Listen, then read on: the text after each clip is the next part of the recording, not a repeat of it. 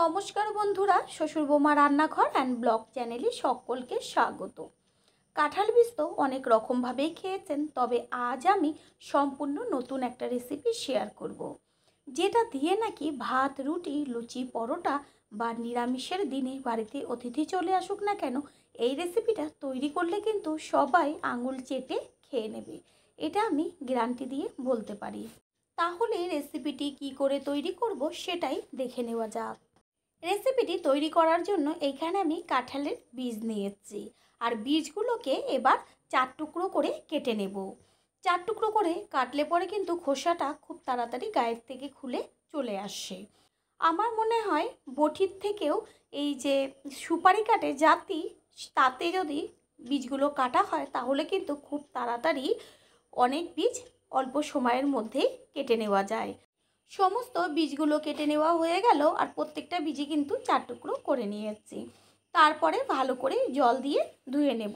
বীজগুলোকে জল দিয়ে ধুয়ে নিয়েছি, আর বাদামের খোসার মতন যে বাদামি কালারের যে খোসাটা থাকে এটা কিন্তু বাদ দেওয়ার দরকার নেই।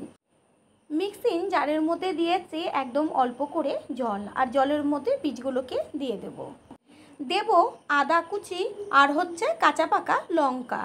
ঝালটা যে যেমন খাবে সেই অনুযায়ী ব্যবহার করবেন, আমি একটু বেশি লঙ্কা ব্যবহার করেছি। বীজগুলো পেস্ট করে নেওয়া হয়ে গেল। এবার একটা পাত্রের মধ্যে সম্পূর্ণ পেস্টটাকে ঢেলে নেব। পেস্টের মধ্যে দেব স্বাদ অনুযায়ী লবণ, আর কালারের জন্য হলুদ গুঁড়ো, আর বড় চামচের 1 চা চামচ কালো জিরে, আর দেব সবশেষে এইখানে আমি 2 চা চামচ গাওয়া ঘি ব্যবহার করেছি। ঘি আর কালো জিরে কেউ কিন্তু একদমই স্কিপ করবেন না। ঘি, কালো জিরে, লবণ, হলুদ সমস্ত কিছু পেস্টের সাথে ভালো করে একটা চামচের সাহায্যে মেখে নেব। গ্যাসের ওভেনে একটা কড়াই বসিয়ে দিয়েছি, আর কড়াইটা গরম হয়ে গেছে। এবার এর মধ্যে দিয়ে দেব সর্ষের তেল। তেল গরম করে নিয়ে দেব যে পেস্টটা তৈরি করে রেখেছিলাম সেই পেস্টটা দেওয়ার পরে খুন্তি দিয়ে সমানে কিন্তু নেড়ে যেতে হবে, না হলে কড়াইয়ের নিচে কিন্তু চারদিকটা লেগে যাবে। তাই বারে বারে খুন্তি দিয়ে একটু নেড়ে চেড়ে দিতে হবে। যারা কাঁঠালের বীজ একদমই পছন্দ করে না, তারা একদিনের জন্য হলেও এই রেসিপিটা ট্রাই করবেন। বুঝতেই পারবেন না যে এটা কাঁঠালের বীজ দিয়ে তৈরি হয়েছে।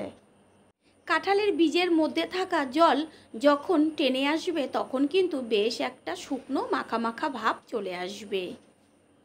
পেস্টের থেকে সম্পূর্ণ জল শুকিয়ে গেছে। ঠিক এই সময়ই এর মধ্যে দিয়ে দিয়েছি ছোটো চামচের 1/2 চা চামচ চিনি। চিনিটা মিশিয়ে নিয়ে খুন্তি দিয়ে চারদিক থেকে বেশ সুন্দর করে কাচিয়ে নেব। আগের থেকে একটা প্লেটের মধ্যে সামান্য একটু সর্ষের তেল দিয়ে চারদিকে প্লেটের মাখিয়ে নেব। কাইটা যেহেতু হয়ে গেছে, গ্যাস অফ করে দিয়েছি, আর একটি প্লেটে তুলে নেব। তারপর কাইটাকে খুন্তি দিয়ে একদম সমান করে নিয়ে একটা ছুরির সাহায্যে বেশ বড় বড় চৌকো চৌকো করে কেটে নেব। আপনারা চাইলে নিমকির আকার করেও কেটে নিতে পারেন। পিসগুলো সব কাটা হয়ে গেছে। এবার একটা ছোট বাটির মধ্যে দেব 1 চা চামচ জিরের গুঁড়ো, 1 চা চামচ লঙ্কার গুঁড়ো, পরিমাণ অনুযায়ী হলুদ, আর দেব 1 চা চামচ ধনের গুঁড়ো দিয়ে এবার জল দিয়ে এগুলোকে ভিজিয়ে রাখলে মশলাটা কিন্তু ভীষণ ভালো হয়।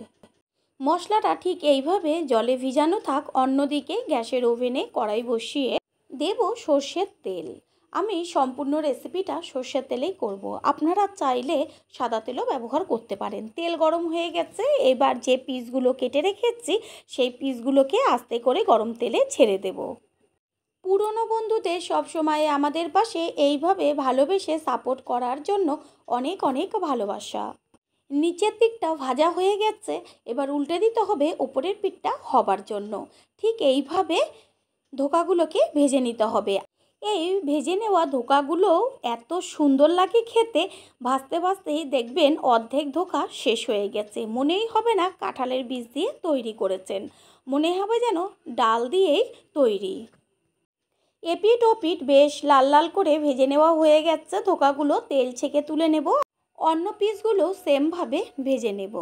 সব ধোকাগুলো ভেজে নেওয়া হয়েছে, আর বেঁচে থাকা তেলের মধ্যে দেব ডুমো ডুমো করে কেটে নেওয়া আলু। আলুটাকে একদম লাল লাল করে ভেজে নিতে হবে, যেন ভাজাতেই 60% সিদ্ধ হয়ে যায়। আলুর মধ্যে যেন লবণটা যায় সেই কারণে দিয়ে দিয়েছি লবণ আর কালারের জন্য হলুদ।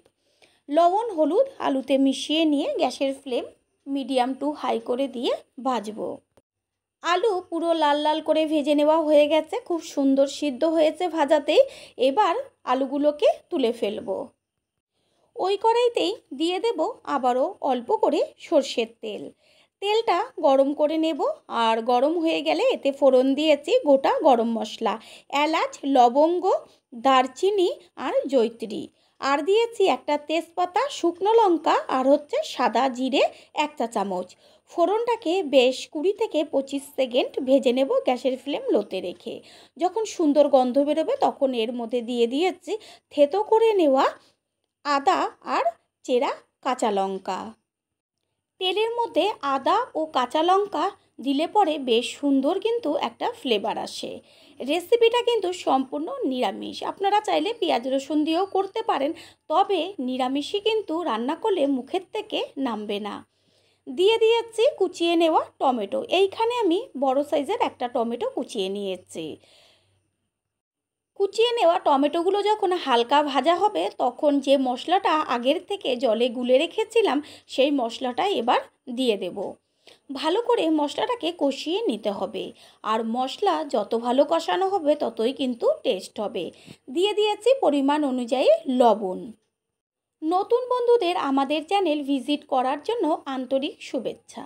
আমাদের রেসিপিগুলো যদি ভালো লেগে থাকে সাবস্ক্রাইব করে দেওয়ার অনুরোধ রইল, ও পাশে থাকা বেল আইকনে ক্লিক করলে পরবর্তী ভিডিওগুলো সবার আগে আপনাদের কাছে পৌঁছে যাবে।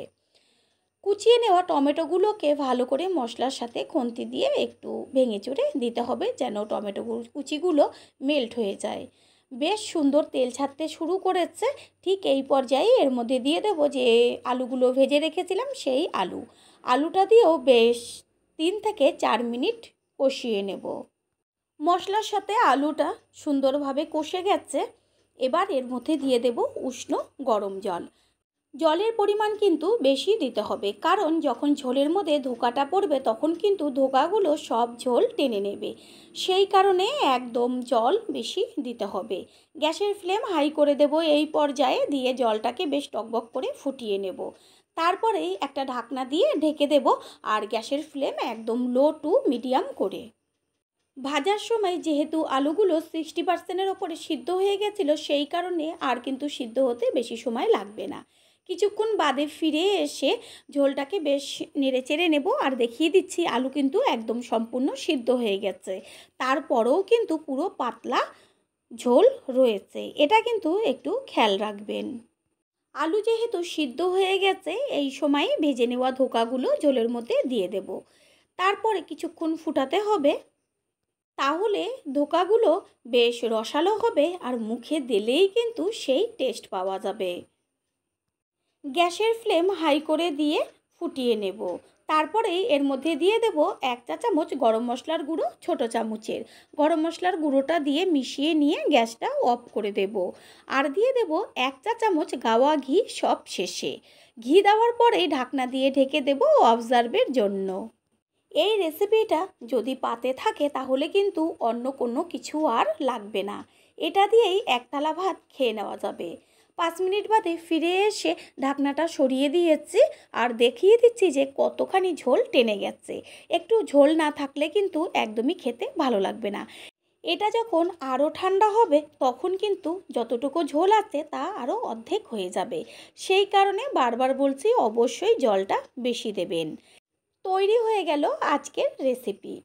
আশা করি রেসিপিটি ভালো লাগলো, আর যদি ভালো লেগে থাকে একটা লাইক, কমেন্ট, পারলে একটা শেয়ার করে অবশ্যই জানাবেন।